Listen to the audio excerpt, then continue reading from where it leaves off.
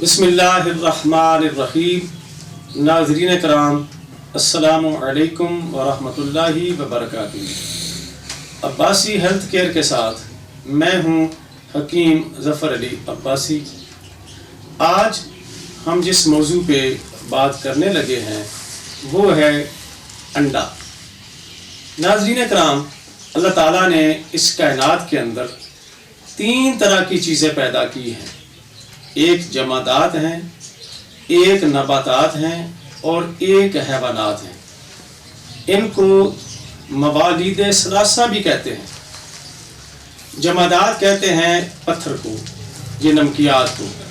और ये बात याद रखें, कुदरत का एक कानून है कि हर जो अदना चीज़ होती है अपने से आला की ग़िज़ा बनती है। ये जमादात जो हैं ये ग़िज़ा बनते हैं नबातात की। हमारे जितने पौधे हैं, जितने ये दरख्त हैं, जड़ों के ज़रिए ये नमकियात चूसते हैं। तो ये जमादात ग़िज़ा बन रही हैं नबातात की। अब जो नबातात हैं ये ग़िज़ा बनते हैं हैवानात की। चारा, ये इस तरह की बाकी जो है सब्ज़ी और फल वगैरह, आप देखें बकरी खा रही है, गाय को हम चारा डाल रहे हैं, तो ये नबातात जो हैं वो हैवानात की ग़िज़ा बन रहे हैं। अब हैवानात को देखें तो 2 किस्म के हैं, एक आला हैवानात हैं, एक अदना हैवानात हैं। तो अदना हैवानात ग़िज़ा बन रही है आला हैवानात की, कि बकरी को शेर खा रहा है। अब इंसान को देखिए, इंसान को हैवान नातिक कहा गया, ये आला हैवान है। तो इस अंदाज से, मंतकी अंदाज में अगर हम देखें तो इंसान की जो बेहतरीन ग़िज़ा बनती है वो हैवानी ग़िज़ा है। हैवानी ग़िज़ाओं में इंसान के लिए क्या चीज़ें मुफीद है, अब उसमें देखें, मीठे में देखें तो शहद जो है वो हैवानी मीठा है। इसी तरह दूध भी हैवानी ग़िज़ा है, गोश्त भी हैवानी ग़िज़ा है और अंडे भी हैवानी ग़िज़ा है।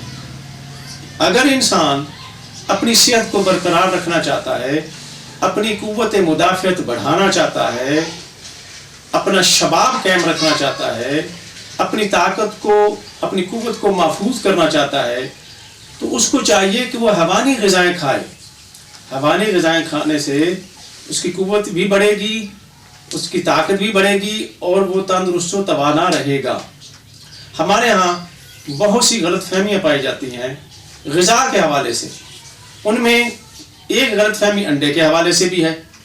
हमारे यहाँ जो गलतफहमियाँ पाई जाती हैं उनमें यह है, हम कहते हैं जी कि घी गर्म है, रोगन ज़ैतून गर्म है, शहद गर्म है, आम गर्म है, अंडे गर्म है, और गर्म करके इनको तरक कर देते हैं और इनसे फ़वाइद जो है वो हासिल नहीं करते। तो अंडे के बारे में पैदा होने वाली गलतफहमियों का आज मैं अज़ाला करने लगा हूँ। आप जो है गौर के साथ इसको सुनिएगा। देखें, तिब्बे कदीम में ग़िज़ाओं की मुख्तलिफ़ अक़साम हैं।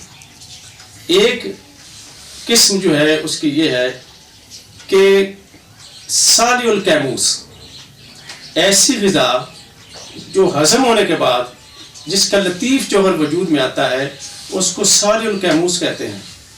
और एक होती है फासिदुल कैमूस, कि ग़िज़ा हज़म होने के बाद जिसका जौहर गंदा पैदा होता है उसको फासिदुल कैमूस कहते हैं। ऐसे ही एक ग़िज़ा को कहते हैं कसीरुल ग़िज़ा, ऐसी ग़िज़ा जो जुज़्वे बदन तो ज़्यादा बने और उसका फुज़ला कम खारिज हो, उसको कसीरुल ग़िज़ा कहते हैं। एक होती है कलीलुल ग़िज़ा, आपने ग़िज़ा खाई, उसका फुज़ला तो ज़्यादा बना लेकिन जुज़्वे बदन वो कम बनी। अब अंडे की तरफ आ जाए। उलमाए इल्मुल अबदान ने, तिब्बे कदीम से ताल्लुक़ रखने वाले माहिरीन ने अंडे को ये कहा कि ये कसीरुल ग़िज़ा भी है और सालिउल कैमूस भी है। यानी अगर हम जब इसको खाते हैं इसका ज़्यादा हिस्सा जुज़्वे बदन बनता है और दूसरा इसकी जो खिलत बनती है, इसका जो जौहर वजूद में आता है वो साले होता है, वो लतीफ़ होता है। तो अंडा फ्राई, हाफ फ्राई अंडा जो है, इसको जदीद मेडिकल साइंस और तिब्बे कदीम اس کو بہترین غذاؤں میں شمار کرتی ہے کہ یہ کھانے سے کیا ہوتا ہے، خون کی کمی دور ہوتی ہے، جسم کے اندر قوت و طاقت پیدا ہوتی ہے اور قوت مدافعت جو ہے وہ بڑھ جاتی ہے۔ یوں تو انڈے ہر شخص استعمال کرواتا ہے، لیکن جو علاج بالغذا کے ماہر ہیں وہ انڈے کے ساتھ بہت سی مرضوں کا علاج بھی کر لیتے ہیں۔ اب میں آپ کے سامنے انڈوں کی اقسام اور ان کا طریقہ کہ کس آدمی نے کس طرح کے انڈے کھانے ہیں اور اس سے آپ فوائد جو ہیں وہ کیا کیا حاصل کر سکتے ہیں۔ اب اس میں جو نوٹ کرنے والی بات ہے وہ یہ ہے کہ ابلا ہوا جو انڈا ہوتا ہے اس کا مزاج خشک اور سرد ہوتا ہے۔ انڈے فرائی کا مزاج گرم خشک ہے۔ انڈے کا حلوہ اگر آپ بنا لیں تو اس کا مزاج گرم تر ہے۔ اسی طرح انڈے کو آملیٹ بنا لیں، جو توے پہ وہ ٹکی جو بناتے ہیں، اس کا مزاج خشک اور گرم ہے۔ پیاز ہے، مرچیں ہیں، گھی ہے، ادرک وغیرہ ڈال کے جو بھجیا بناتے ہیں جس کو بھرجی بھی کہتے ہیں، اس کا مزاج خشک اور گرم شدید ہے۔ اور ابلے ہوئے انڈے کا مزاج خشک سرد ہے۔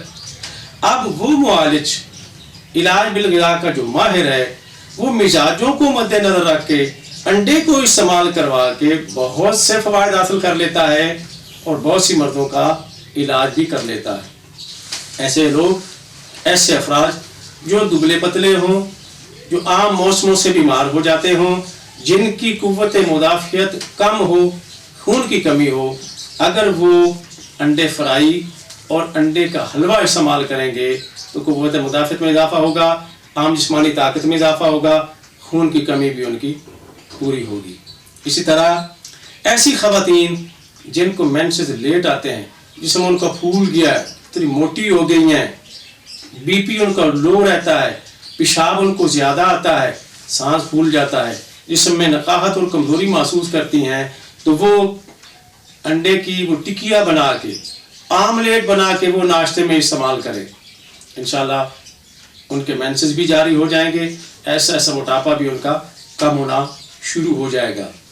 اسی طرح موسم سرما کے اندر بچے بالخصوص ابلا ہوا انڈا استعمال کریں، اور ایسے افراد جن کو بخار ہو جائے، نزلہ ہو جائے، زکام ہو جائے، کھانسی لاحق ہو جائے، ابلا ہوا انڈا استعمال کرنے سے فوری جسم میں طاقت آتی ہے اور بخار بھی اتر جاتا ہے۔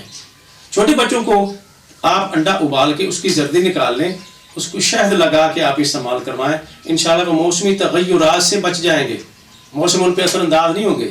بچوں میں چونکہ قوت مدافعت کم ہوتی ہے، جلدی بیمار ہو جاتے ہیں، نزلہ، زکام، کھانسی، اس طرح کی شکایات عام ان میں پائی جاتی ہیں۔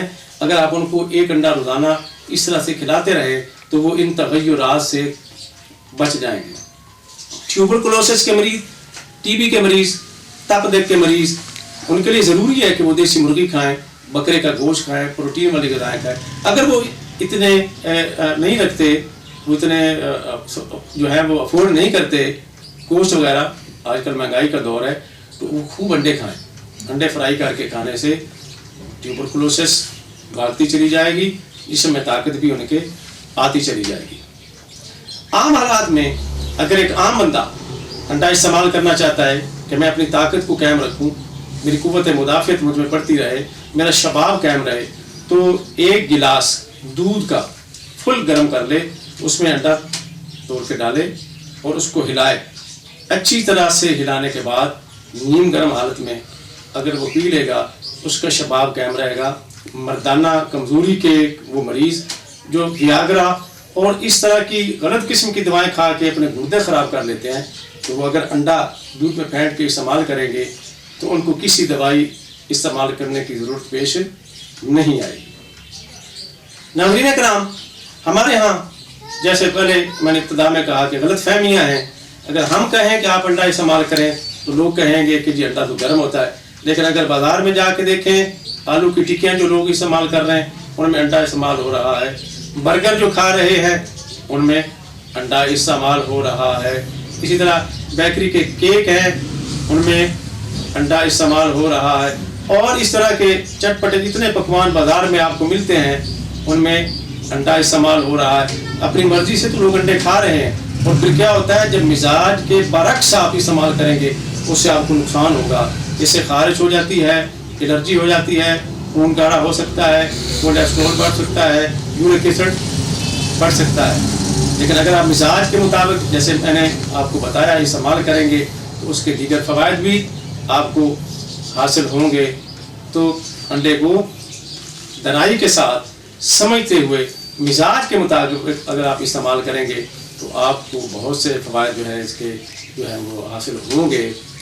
ناظرین کرام، اگر آپ نے ہمارا چینل سبسکرائب نہیں کیا تو اس کو سبسکرائب کر لیں تاکہ ہر مفید ویڈیو آپ تک بر وقت جو ہے وہ مل سکے.